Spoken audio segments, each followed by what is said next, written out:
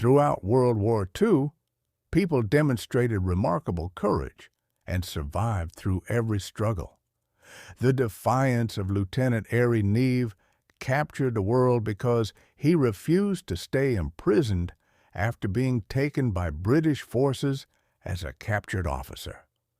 Neave spent time in multiple prison camps after his early capture, yet he tried to escape even from the most heavily secured prisons.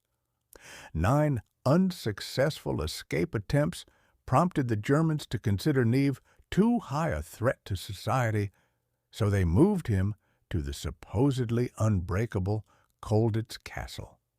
But Neave saw it differently. Neave started his experience as a prisoner when France collapsed in 1940. He served with the British Expeditionary Force before his unit faced defeat during German territorial advances. Thousands of British soldiers joined him in falling into enemy hands before arriving at a POW camp. All prisoners faced an end to their combat experiences at this point. For Neave, the struggle to win his freedom started immediately after his enemy forces took him captive. He conducted his initial escape attempt from German captivity while still being under their control for only a few short weeks. When darkness arrived, he made an attempt at escape by climbing a camp fence while guards were distracted. The German sentries detected him just as he was attempting to get over the fence. The attempt to dig a tunnel under his barracks ended when the guards discovered it during the collapse of the passage. He sought safety in a supply truck because he believed it would help him leave the camp. Yet German guards discovered him before the vehicle entered the gates. Neave received crueler punishment with every failed attempt at escape, which included being placed in solitary confinement and experiencing heightened surveillance. But he never surrendered.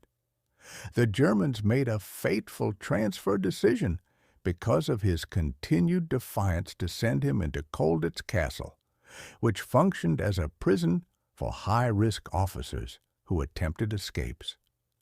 The High Point medieval fortress near eastern Germany presented itself against sheer cliffs with one of the most fortified garrisons that Nazi Europe maintained during World War II. Neave would find his most secure prison existence at this particular location. The facility known as Colditz adopted the status of a mental struggle rather than an ordinary prison compound. The facility counted among its most talented and determined Allied senior military personnel, together with flight crews and spies and intelligence agents. The prisoners who arrived at this maximum security stronghold had spent past escape attempts in different facilities, yet ended up here. Prisoners within the facility considered the supposedly impregnable institution of Colditz as an opportunity to break free. From the moment he entered Colditz, Neave joined a covert group who studied guard schedules to identify security loopholes while developing innovative breakout strategies. Neave encountered prisoner Tony Lutane, who was serving as a Dutch Air Force officer, when they briefly met in the prison. The prisoners exchanged knowledge about previous failed escape attempts, which highlighted the barriers of trying to dig through stone walls and getting killed while pretending to be part of the labor workforce. The prisoners came across a possibility. Earlier attempts at prison break led to the theft of several German military uniforms. Through successful creation of identification documents, they might evade detection as they attempted to exit the castle by its gates. This dangerous strategy marked their last hope to escape prison. Impersonation of a German officer held immense risks because it could result in death rather than returning to Colditz. But they had nothing to lose. During several weeks, Neave with Lutain strategized about each specific detail of their mission. The team devoted their time to learning the German military walking techniques as well as speech patterns together with authoritative conduct. Both Nazis worked on military documents, forgeries, while training their German language abilities and enhancing their impersonation techniques.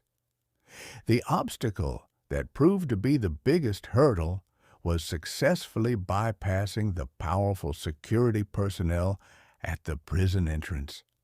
Prisoners found it impossible to get through the heavily guarded section of Colditz, which no one had ever survived. The prisoners spent their time watching for the perfect occasion because any blunder could lead to fatal consequences. The time for execution arrived during January 1942. The cold night saw Neave and Lutain put on German-issue clothing as they carried their fake documents within their pockets. Confidently, they moved through Colditz corridors, while German officers along their way received greetings from each of them. All checkpoints until that point operated without difficulty. The last checkpoint resulted in a halt when a German guard interfered in front of Neave and Lutain. He eyed them suspiciously.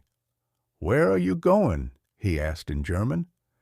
In fluent German, Neave gave her response. "We have urgent orders from Berlin to the guard. There's no time to delay." The guard hesitated. The sentry examined their papers after studying them directly. Seconds felt like hours. Then, finally, he waved them through. At that point, they exited the Colditz Castle grounds. They entered the night without haste or stealth, as they simply maintained their pace. Running away from prison represented the initial part of their operation. Their path lay before them through 400 miles of Nazi-occupied area to become one of the most perilous treks they would ever experience. During their escape under the cover of darkness, the men moved under stolen civilian wear and lacked maps and supplies. The prisoners rested in ruined barns while stealing necessities from farms while escaping from Nazi soldiers who searched for them. During their journey, they boarded a freight train to conceal among its merchandise and advance further until they reached their destination. During that incident, they mistakenly entered a German inspection site but escaped through quick and lucky timing. Their journey ended after numerous weeks spent moving tirelessly toward crossing the Swiss border. The sight of the Swiss flag standing in the distance brought overwhelming relief to them. The border crossing released them from bondage as free men. The return of Neave to England brought him celebration from the public as a national hero. But his war wasn't over. His return to England made him a British intelligence member who helped direct the crucial elements of the D-Day invasion, which led to a World War II victory. Neave fulfilled his commitment to his nation by entering politics after World War II to work on matters related to national security. The success he achieved as a prisoner of war became more exceptional because he had survived 9 unsuccessful escape attempts during his time at Colditz. The combination of determination with intelligence and courage allowed him to endure the most challenging obstacles. Neave demonstrated strong perseverance through his battles against imprisonment, in addition to his refusal to let imprisonment control his life. Anyone facing his circumstances needs to confront the fundamental dilemma of how to proceed in his position. Are you willing to forfeiture your entire life to gain your liberty? Let us know in the comments below, And don't forget to subscribe to Animat Tales for more incredible true stories of war, history, and adventure.